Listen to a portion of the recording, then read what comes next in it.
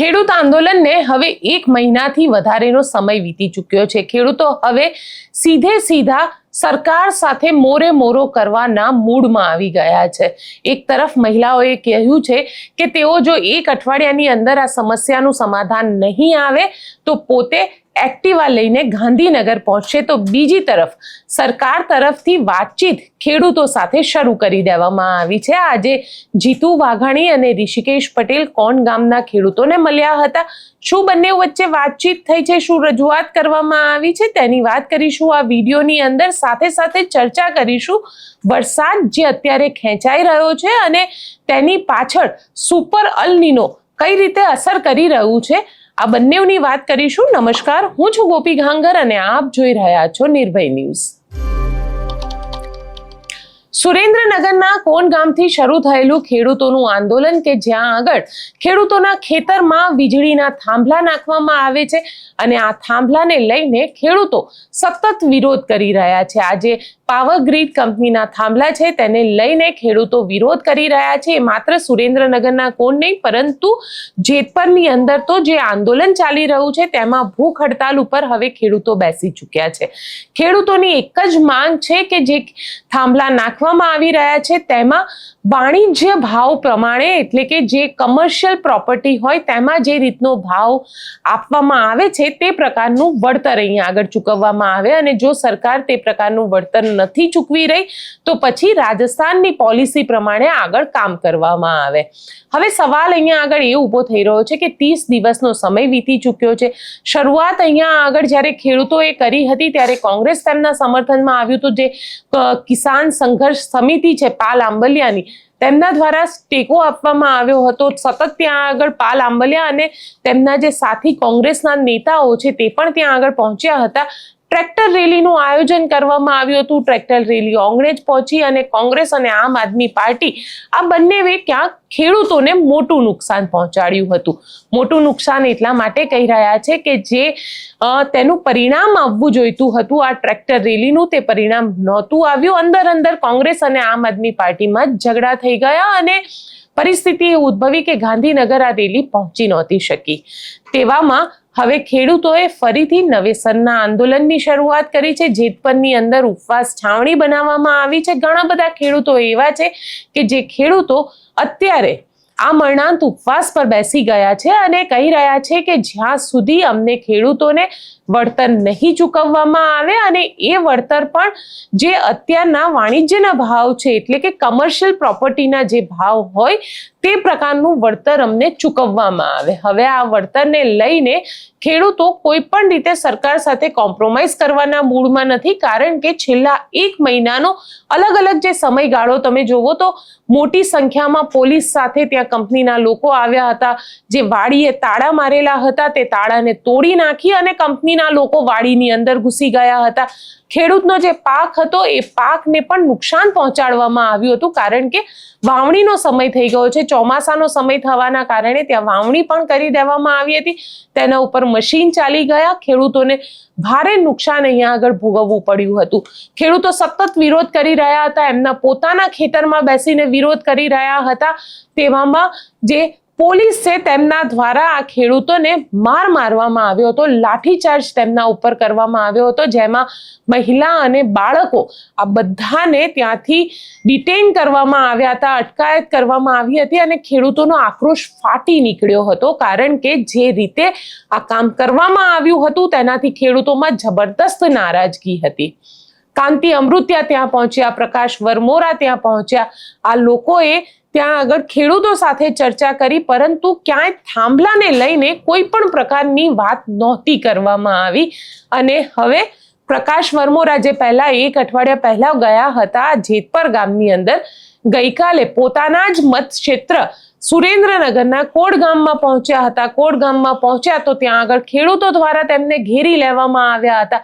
પ્રકાશ વરમોરાની સ્થિતિ એવી થઈ હતી કે પ્રકાશ વરમોરાએ ત્યાં આગળ ખેડૂતોને એવું કહ્યું કે હું તમને આવતીકાલે ગાંધીનગર લઈ જઈશ અને ગાંધીનગરમાં આપણે મંત્રી જીતુ વાઘાણી સાથે આપણા જે મુદ્દા છે તે મુદ્દા ઉપર ચર્ચા કરીશું। તમને ન્યાય મળે, તમને જે યોગ્ય વળતરની માંગ છે તે માંગ તમારી પૂર્ણ થાય તે પ્રકારનું કામ કરીશું. આ પ્રકારની વાત પ્રકાશ વરમોરા દ્વારા કરવામાં આવી હતી. આ આખું જે આંદોલન છે, આંદોલન ક્યાંક ને ક્યાંક જે ખેડૂત આગેવાનો છે, ખેડૂત આગેવાનોના નેતૃત્વમાં કરવામાં આવી રહ્યું હતું. અને આ ખેડૂત આગેવાનો ગઈકાલે જેતપરમાં ભેગા થયા હતા અને જેતપરમાં જે સમયે આ ખેડૂત આગેવાનો ભેગા થયા તેમને પણ કારણ કે લગભગ 30 દિવસનો સમય થઈ ચૂક્યો છે. ખેડૂતો કંટાળી ચૂક્યા છે. ખેડૂતો કહી રહ્યા છે કે આ સરકાર એવી સરકાર અને એટલી બહેરી સરકાર છે કે આ સરકારને ખેડૂતોની જે અન્નદાતા છે એ અન્નદાતાની પડી જ નથી. અને ખેડૂતો અહીંયા આગળ હવે મોરે મોરો કરવાના મૂડમાં આવી ગયા હતા, કારણ કે આંદોલન છાવણીની અંદર મંત્રી કાંતિ અમૃતિયાના ભાઈ પણ હતા અને તેમને પણ હવે કહી દીધું છે કે હું મોરે મોરો કરવા માટે તૈયાર છું. પહેલા કાંતિ અમૃતિયાના ભાઈને સાંભળી લઈએ કે કેમ તેઓ મોરે મોરો કરવા માંગી રહ્યા છે આ સરકારની સાથે, કારણ કે આ બહેરી સરકારને ખેડૂતનો અવાજ સંભળાઈ નથી રહ્યો.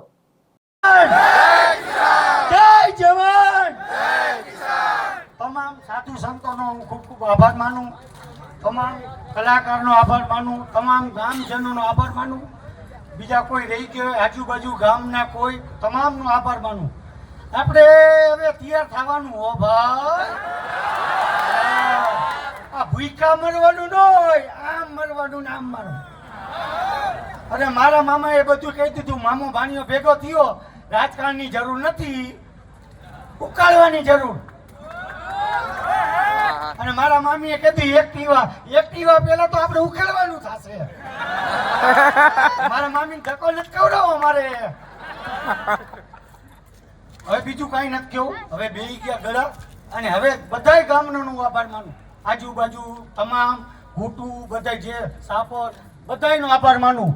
અને જે તૈયારીઓ કરી તો આવી જાજો, હવે રાહ નથી જોવી.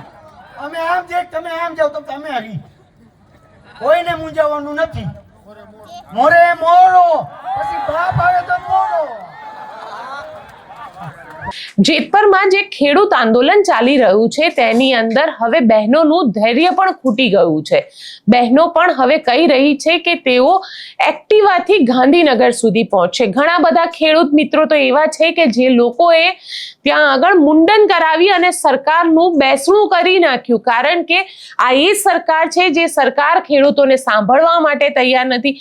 છેલ્લા 15 દિવસથી અંદર જો જોવા જઈએ તો મંત્રી જીતુ વાઘાણી દ્વારા ઘણી બધી પ્રેસ કોન્ફરન્સ કરવામાં આવી, સરકારના ઘણા બધા કાર્યક્રમો થયા, પરંતુ સરકાર દ્વારા આ આખા વિષય ઉપર કોઈ એવી તટસ્થ વાત નથી કરવામાં આવી કે ખેડૂતોને વળતર માટે તેઓ શું વિચારી રહ્યા છે, કે ખેડૂતોના જે વળતરની માંગ છે તે માંગ સ્વીકારવામાં આવશે કે નહીં આવે. કોઈ જ પ્રકારનું નિવેદન નથી આપવામાં આવતું. હા, એટલું ચોક્કસ સતત કહેવામાં આવી રહ્યું છે સરકાર દ્વારા કે અમે ખેડૂતોના સમર્થનમાં હોઈએ છીએ અને ખેડૂતોને ફાયદો થશે એ પ્રકારનું કામ કરીશું. જીતુ વાઘાણી હોય કે પછી મુખ્યમંત્રી ભૂપેન્દ્ર પટેલ હોય, આ બધા જ આ પ્રકારના નિવેદનો કરી રહ્યા છે. પણ જે બહેનો છે એ બહેનો અહીંયા આગળ તટસ્થ છે. બહેનોનું કહેવું છે કે અમારે હવે આ આંદોલન જે છે તેનું અંત જોઈએ છે, ક્યાંક તેમને એનું પરિણામ જોઈ રહ્યું છે અને પરિણામ પણ એવું કે જેમાં ખેડૂતોને ફાયદો થાય. આ બહેનો શું કહી રહી છે તે પણ સાંભળી લઈએ.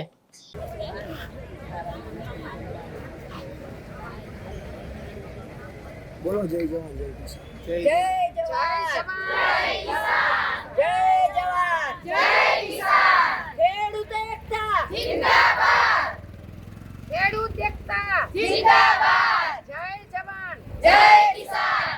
આજે આપણે આમરણ ઉપવાસ ઉપર બેઠા છીએ. શા માટે બેઠા છીએ? તો જેતપર ગામથી આ વીજ લાઈન પસાર થઈ છે અદાણી કંપની વાળાની, તે અમારા જેતપરથી પસાર થઈ છે, તે અમને યોગ્ય વળતર આપવા માટે તૈયાર નથી. તેના માટે અમે આમરણ ઉપવાસ ઉપર બેઠા છીએ. તો એને અમારું યોગ્ય વળતર આપવા માટે હજી અમારું સાંભળતા નથી. ખેડૂતો આટલું આંદોલન કર્યું, આટલું કર્યું, તોય અમારું આ કંઈ સાંભળવા તૈયાર નથી. માટે અમે અત્યારે આમરણ ઉપવાસ ઉપર બેઠા છીએ અને અમારો હક તો અમે મેળવીને જ રહીશું. અમારે જે જંત્રી મુજબ હે ને એ વળતર યોગ્ય છે જ નહીં. અમે અમારું જે આવા હાલો અહીંયા આપણી વચ્ચે જામનગરથી ગજેન્દ્રસિંહ આ યોગ્ય વળતર મળવા મંજૂર નથી, એ માટે અમે લડત લડી રહ્યા છીએ. અને એ જંત્રી માટે આ જંત્રી પ્રમાણે વળતર અમને આપવા તૈયાર છે, તો એ વળતર અમને મંજૂર નથી. માટે અમે આ ખેડૂતો સતત આજ 17 થી 18 દિવસથી એક ધારી અમારી લડત ચાલુ છે.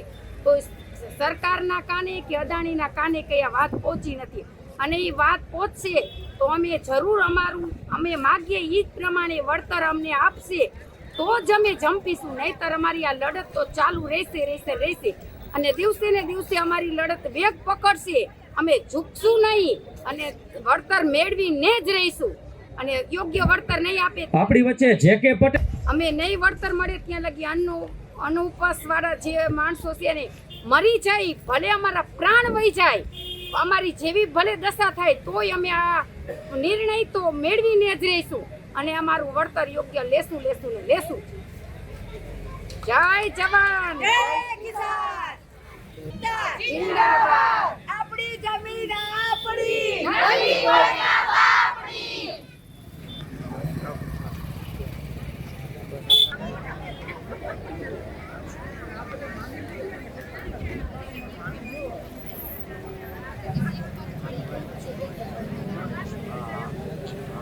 આ બધાની વચ્ચે આજે પ્રકાશ વરમોરા જે ધારાસભ્ય છે ભારતીય જનતા પાર્ટીના અને કોણ ગામ ગઈકાલે પહોંચ્યા હતા, આજે એ જ ખેડૂતોને લઈને મુખ્ય ત્યાં આગળ ગાંધીનગર પહોંચ્યા હતા અને ગાંધીનગરની અંદર કૃષિ મંત્રી અને ઋષિકેશ પટેલ આ બંને સાથે તેમની ચર્ચા પણ કરવામાં આવી છે.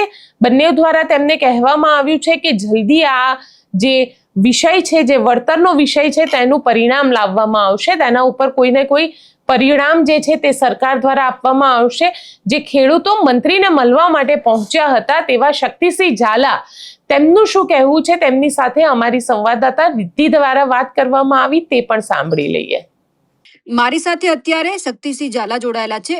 શક્તિભાઈ, આજે તમે ગાંધીનગર ગયા હતા, સરકારની સાથે મુલાકાત થઈ છે, કયા મંત્રી હાજર હતા અને તમે જે રજૂઆત કરી જવાબ શું મળ્યો છે?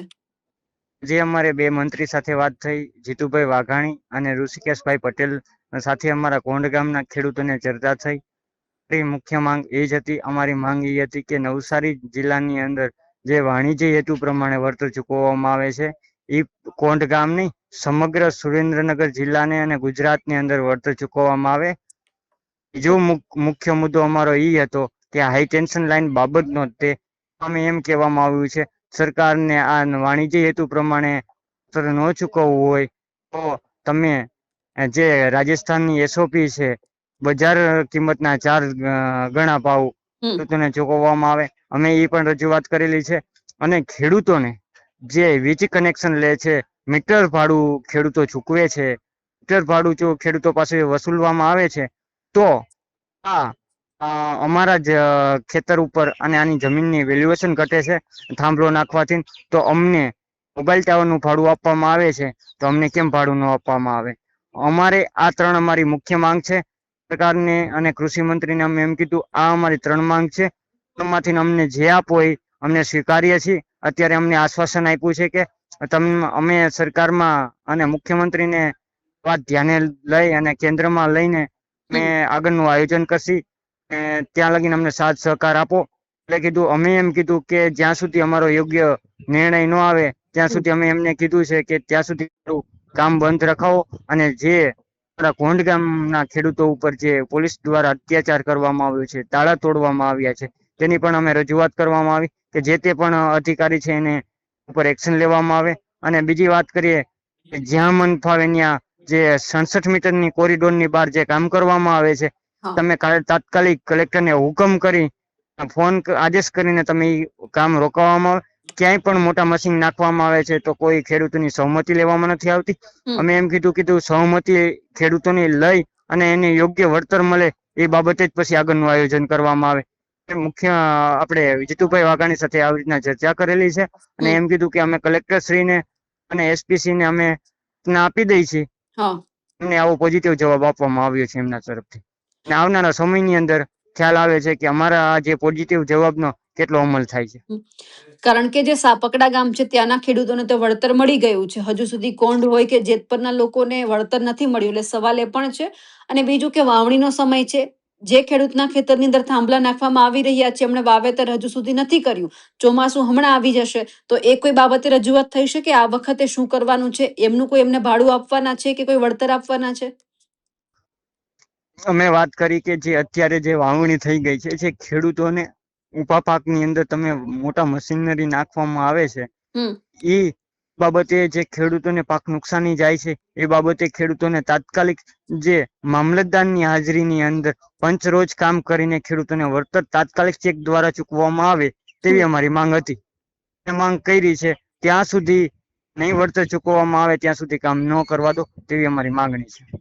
એટલે ફક્ત અત્યારે આશ્વાસન આપવામાં જ આવ્યું છે. અત્યારે આશ્વાસન આપવામાં આવ્યું છે, એમ કહેવામાં આવ્યું છે કે ખેડૂતો માટેનું જ આ અમારી સંવેદનશીલ સરકાર છે.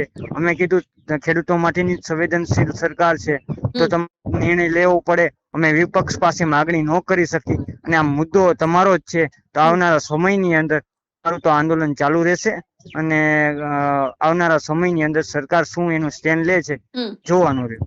તમારી સાથે તમારા ધારાસભ્ય પ્રકાશભાઈ હાજર હતા? હાજર હતા. બિલકુલ શક્તિભાઈ, આપ અમારી સાથે જોડાયા, આપનો ખૂબ ખૂબ આભાર. કોણ ગામના ખેડૂતો સાથે વાતચીત તો કરવામાં આવી, જીતુ વાઘાણી દ્વારા, ઋષિકેશ પટેલ દ્વારા વાતચીત કરવામાં આવી.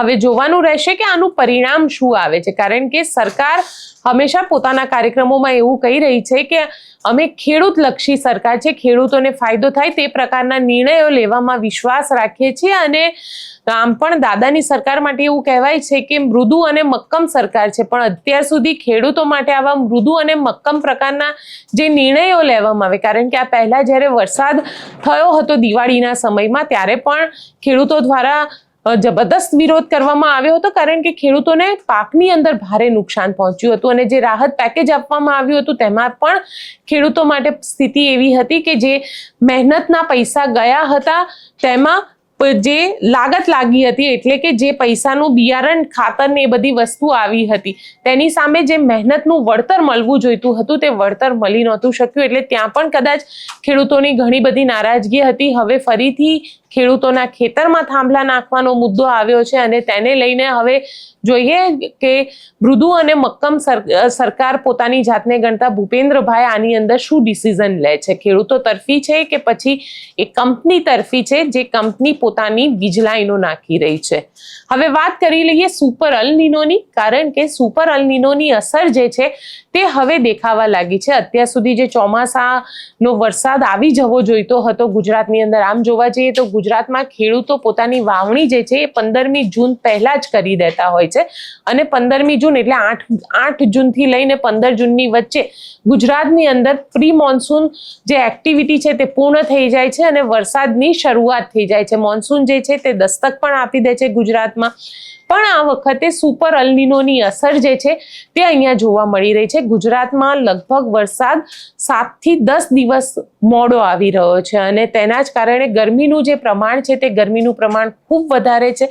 સુપર અલ નીનોની અસરની અંદર એવું કહેવામાં આવી રહ્યું છે કે ગુજરાતમાં જ્યાં પણ વરસાદ વરસશે ત્યાં કાં તો ખૂબ વરસાદ વરસી જશે કે ત્યાં આગળ પૂર જેવી પરિસ્થિતિ ઉદ્ભવે, અથવા તો વરસાદ આ વખતે ઓછો પડશે. એટલે જે 100% વરસાદ આવતો હોય છે ગુજરાતમાં, એ 100%થી પણ ઓછો વરસાદ આ વખતે ગુજરાતની અંદર આપણને જોવા મળશે. આ સુપર અલ નીનોને લઈને મુખ્યમંત્રીએ પણ ખેડૂતોની વાત કરી અને મુખ્યમંત્રીએ અહીંયા આગળ કહી દીધું કે સુપર અલ નીનોની અસર છે, જે સૌની યોજનાની અંદર અત્યાર સુધીમાં 300થી વધારે જળાશયો જે છે તે ભરવાનું કામ સરકાર દ્વારા કરવામાં આવ્યું છે, પરંતુ પાણીની જે સમસ્યા છે અને ખાસ કરીને વીજળીની જે સમસ્યા છે, કારણ કે ખેડૂતોને હવે વાવણી તો થઈ ગઈ છે, વાવણીને કારણે વરસાદ આવ્યો નથી એટલે વાવણી ક્યાંક બળી ન જાય અને વાવણીને નુકસાન ન પહોંચે એટલા માટે હવે વીજળી આપવાની પણ વાત કરવામાં આવી છે અને દિવસ દરમિયાન આ વીજળી મળશે એટલું જ નહીં, તેની સાથે જે પાણીની સમસ્યા છે તે પાણીની સમસ્યાને લઈને પણ મુખ્યમંત્રી દ્વારા કહેવામાં આવ્યું છે, તે પણ સાંભળી લઈએ. તો અને માન્ય વડાપ્રધાન શ્રીએ હર હંમેશ ખેડૂતોના કલ્યાણને અને એમના માટે નીતિ નિર્માણ કરીને ખેડૂતો સમૃદ્ધ થાય અને ખેડૂતો આગળ વધે એના માટે હર હંમેશ કાર્ય કર્યું છે. અને જે પણ પરિસ્થિતિ સર્જાય એ પરિસ્થિતિમાં ખેડૂતને તકલીફ ઓછામાં ઓછી પડે એના માટે હર હંમેશ એમણે દૂરંદેશી કે ભાઈ આગળનું વિચારીને એના માટેના પગલાં ભર્યા છે. ખેડૂતો અને ખેડૂતો માટેની તકલીફમાં મુખ્ય પાણીની વાત છે, અને જો પાણી ન હોય તો ખેડૂત તરીકે આપણી તકલીફો કેટલી બધી વધુ હોઈ શકે એ ગુજરાતમાં અહીંયા બેઠેલા ઘણા બધાએ અનુભવેલી છે કે જો પાણી ન હોય તો આપણી પરિસ્થિતિ શું થાય. વરસાદ અને વરસાદનું પાણી પણ પહેલા આપણે એકલા વરસાદી ખેતી કરતા હતા, હવે નહેર ને બધું થવાથી આપણે ત્રણેય પાક લઈ શકીએ એ પ્રમાણેનું માન્ય વડાપ્રધાન શ્રી જ્યારે અહીંયા મુખ્યમંત્રી હતા ત્યારે આયોજન કર્યું અને એનો લાભ અત્યારે આપણને મળી પણ રહ્યો છે. પણ જ્યારે આજે વરસાદ માટેની આગાહી આપણે થતી હોય છે, દર વર્ષે થતું હોય છે. આ વખતે અલ નીનો એટલે કે આ વખતે વરસાદ જે 100% થતો હોય કે આપણા ત્યાં આગળ 70% વરસાદ થતો હોય તો આ વખતે 10-20% એનાથી ઓછો થાય એવી પરિસ્થિતિ સર્જાઈ શકે એવું અનુમાન છે. આપણે અત્યારથી એના માટે ગભરાવાની વાત ના હોય, પણ આપણે અત્યારથી માનસિકતા આપણી બનાવી દેવી પડે કે ભાઈ વરસાદ ઓછો પડે તો આપણે કયા કયા પગલાં લેવા જોઈએ, કયો બીજ વાવવું જોઈએ જેથી કરીને પાણીની ઓછી જરૂરિયાત પડે.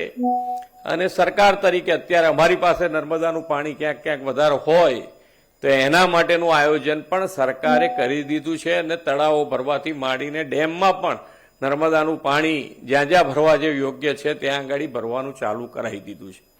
એટલે અને હર હંમેશ કે ભાઈ આજે જે પ્રમાણેની આપણા ખેતરો અને ખેતરો માટે પણ ખેત બચાવો અભિયાન આ અંતર્ગત પણ વાત એક જ આવે છે કે આપણા જમીનનું જે સ્વાસ્થ્ય બગડી રહ્યું છે એ બગડી રહેલા સ્વાસ્થ્યમાંથી ખેતરનું સ્વાસ્થ્ય કેવી રીતે સુધરે, અને ખેતરનું સ્વાસ્થ્ય સુધરશે તો આપણું સ્વાસ્થ્ય આપણા ફસલનું એટલે કે આપણા પાકનું પણ સ્વાસ્થ્ય સુધરશે, અને આવનારી પેઢી એટલે કે આપણે જો અનાજ ખાતા હોઈએ તો આપણું પણ સ્વાસ્થ્ય સુધરે એના માટેનો પ્રયત્ન કરી રહ્યા છે.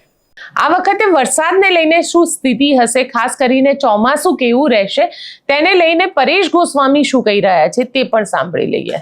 વાવણીનો વરસાદ જેમાં પ્રથમ રાઉન્ડ અને બીજા રાઉન્ડ વિશે ખૂબ અગત્યની માહિતી આપવાની છે. સૌ પ્રથમ તો આપને એ જણાવી દઉં કે આપણે વાર્ષિક કાર્યક્રમમાં પણ બતાવેલું તો અત્યારે પણ બતાવી રહ્યા છે કે પ્રથમ રાઉન્ડ છે એની અંદર સાર્વત્રિક વરસાદનો રાઉન્ડ નહીં હોય, એમાં બધા જ મિત્રોને વરસાદનો લાભ નહીં મળે.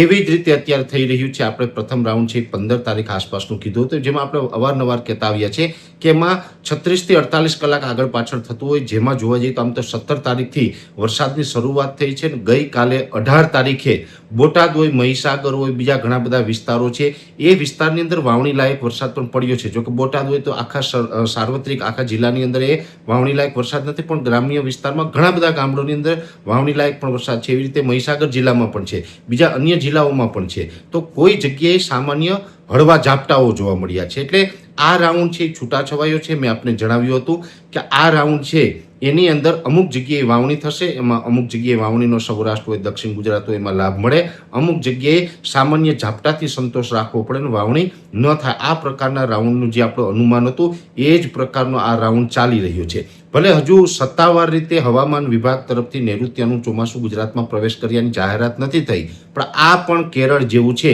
કેરળની અંદર 26 કે 27 તારીખે નૈઋત્યના ચોમાસાનો પ્રવેશ થઈ ચૂક્યો હતો, છતાં અમુક ક્રાઇટેરિયા બાકી હતા, એટલા માટે તેને 4 જૂને હવામાન વિભાગે જાહેરાત કરી છે. હવે અત્યારે ભલે ગુજરાતમાં ચોમાસાના પ્રવેશની જાહેરાત નથી થઈ, પણ હું આપને ચોક્કસથી એટલું કહું છું કે આપણે ગુજરાતની અંદર ચોમાસાની શરૂઆત થઈ ચૂકી છે. ગઈકાલે ઘણી જગ્યાએ વાવણી લાયક વરસાદ પણ પડ્યા છે. હવે આને છે હવામાન વિભાગ હોય, અન્ય લોકો છે પ્રી મોન્સૂન એક્ટિવિટી પણ ગણે છે. ભલે એ ગણીએ કે ચોમાસાનો વરસાદ જે ગણીએ તે, પણ જેને વરસાદ થયો તેને વાવણીનો લાભ મળ્યો છે, અને વાવણીનો લાભ અત્યારે મળે એ આપણા માટે ખૂબ સારા સમાચાર કહેવાય. હવે આ રાઉન્ડની અંદર હજુ પણ 2 દિવસ સુધી છૂટાછવાયા વરસાદ થશે, અમુક જગ્યાએ વાવણી લાયક વરસાદ થશે, અમુક જગ્યાએ હળવા ઝાપટા પડશે. એ પછી 22 જૂનથી લઈ અને જે 25 જૂનનું સેશન હશે એમાં સારા વરસાદના સંકેતો છે. સારા વરસાદ એટલે કે લગભગ સૌરાષ્ટ્ર, મધ્ય ગુજરાત, કચ્છના અમુક ભાગો અને દક્ષિણ ગુજરાતના ભાગોની અંદર વાવણી લાયક વરસાદની સંભાવનાઓ હાલ દેખાઈ રહી છે. જોકે આ રાઉન્ડ અને હવે 22 થી 25 જૂન વાળો રાઉન્ડ છે, આ બંને રાઉન્ડની અંદર ખાસ જોવા જઈએ તો મંડાણી વરસાદ અને થંડરસ્ટોર્મ એક્ટિવિટી થશે. મંડાણી વરસાદ એટલે મોટા ભાગે જોવા જઈએ તો બપોર પછીના સેશનમાં અથવા તો બપોરથી આ વરસાદની ગતિવિધિ થાય તેવી શક્યતાઓ માનીને ચાલવાનું છે. આમાં થોડુંક અમુક જગ્યાએ તોફાન પણ જોવા મળશે, એટલે કે સામાન્ય ગાજવીજ અમુક જગ્યાએ હશે પણ ગાજવીજ કરતાં પણ વરસાદ પડશે. ત્યારે વરસાદ વખતે પવનનું થોડુંક પ્રમાણ જોવા મળે તેવી શક્યતાઓ છે. આમ તો નોર્મલ અત્યારે પવનની ઝડપ છે 18 થી 20 કિલોમીટર પ્રતિ કલાક આસપાસ છે. આ પવનની ઝડપ છે વરસાદ સમયે કદાચ વધી અને 25 થી 30 કિલોમીટર અને ઝટકા છે 35 થી 40 કિલોમીટર સુધીના નોંધાય તેવી શક્યતાઓ છે. એટલે પવન સાથે અમુક જગ્યાએ આ પ્રથમ વરસાદ છે જોવા મળે તેવી સંભાવનાઓ છે. એટલે આ 2 રાઉન્ડની અંદર ચોમાસું આગળ વધવાનું છે. એ પછી 28 જૂનથી 3 જુલાઈનો ત્રીજો રાઉન્ડ આવશે. એ ત્રીજા રાઉન્ડ સુધીમાં એટલે કે 3 થી 4 જુલાઈ સુધીમાં સાર્વત્રિક ઓલ ઓવર ગુજરાતની અંદર વાવણી થઈ જશે. પણ દરેક ખેડૂતભાઈ નોંધ લેવાની છે, આજે 19 તારીખ છે, આજ દિવસ સુધીમાં જે જગ્યાએ છૂટાછવાયા વરસાદ પડ્યા છે, વાવણી થઈ છે અને લાભ મળ્યો, હજુ આવતીકાલ અને પરમ દિવસ 2 દિવસ સુધી છૂટાછવાયા વાવણીની શક્યતાઓ છે. અને 22 થી 25 જૂનમાં લગભગ મારું એવું માનવું છે કે સૌરાષ્ટ્રના કોક વિસ્તાર બાકી રહે, બાકી ઓલ ઓવર સૌરાષ્ટ્ર, મધ્ય ગુજરાતના અમુક ભાગો અને દક્ષિણ ગુજરાતના તમામ ભાગોની અંદર વાવણી લાયક વરસાદ થઈ જશે. એટલે જે મિત્રોનો સવાલ છે કે અમારા વિસ્તારમાં વાવણી ક્યારે, તો આ બધા જ વિસ્તારવાઇઝ માહિતી આપી. ઉત્તર ગુજરાત, કચ્છના અમુક ભાગો હોય, મધ્ય ગુજરાતના બાકી રહેલા ભાગો હોય, એ બધાને પણ 28 થી 3 જુલાઈ સુધીમાં વાવણી થઈ જશે. એટલે 3 થી 4 જુલાઈ સુધીમાં સાર્વત્રિક વાવણી થઈ જશે. આ વાવણી મારી દ્રષ્ટિએ મોડી ન કહેવાય, આ સમયસર જ કહેવાય. જો આપણે 20-25 દિવસ કે 1 મહિનાનું મોડું થતું હોય તો એ વાવણી મોડી કહેવાય. 10-12 દિવસ કે 15 દિવસનો જે ફેરફાર હોય એ બહુ આપણે નડતો નથી. એટલે આ સમયસર જ વાવણી છે. અને આ પ્રકારે અત્યારે ચોમાસાની ગતિવિધિ ચાલી રહી છે અને હવે આગળ ઉપર આ રીતે ચાલવાનું છે. અને દરેક મિત્રોને ફરીથી એક હું અહીંયા અપીલ કરું છું, ઘણા બધા જગ્યાએ અલગ અલગ અફવાઓ ચાલે છે કે અલ્નીનોની કારણે આ વર્ષે બહુ નબળું થશે. કોઈ મિત્રો ડરતાની, ગભરાતાની. વરસ નબળું નથી થવાનું. આપણે 90, 92 કે 93% સુધીનું વરસ થવાનું છે. એટલે મધ્યમથી સારું વરસ જ થવાનું છે. ભલે છેલ્લા 4-5 વર્ષથી વરસાદ પડે એટલો નહીં, પણ 90 થી 92, 93% સુધી વરસ થશે. એટલે નબળું બિલકુલ નથી થવાનું. એટલે આ વાતની ખાસ દરેક મિત્રોએ નોંધ લેવી. વિશેષ માહિતી છે આવતીકાલના વિડીયોની અંદર આપવામાં આવશે. સ્પષ્ટ છે કે અલ નીનોની અસરના કારણે ચોમાસામાં ક્યાંક અસર પણ જોવા મળશે. વરસાદ ઓછો વરસવાનો છે, એટલે પહેલેથી જ જો એ પ્રમાણેનો પાક વાવવામાં આવે કે જેનાથી ખેડૂતને નુકસાન ન જાય તો વધારે સારું છે. અને તેમાં પણ જો લોકો પાણીની આ જે સમસ્યા છે, કારણ કે આપણે ઘણી બધી વખતે એવું જોયું છે કે પીવાના પાણીની સમસ્યા કરતાં પણ જે વાપરવાનું લોકો જે પાણીનો વ્યય કરતા હોય છે તે પાણીનો વ્યય કરવાનું રોકી દે. તો આજના રિપોર્ટને લઈને આપનું શું કહેવું છે મને કોમેન્ટ બોક્સમાં ચોક્કસથી લખીને જણાવજો. અને અમારી ચેનલ નિર્ભય ન્યૂઝને લાઇક, શેર અને સબસ્ક્રાઇબ કરવાનું ભૂલશો નહીં. આભાર.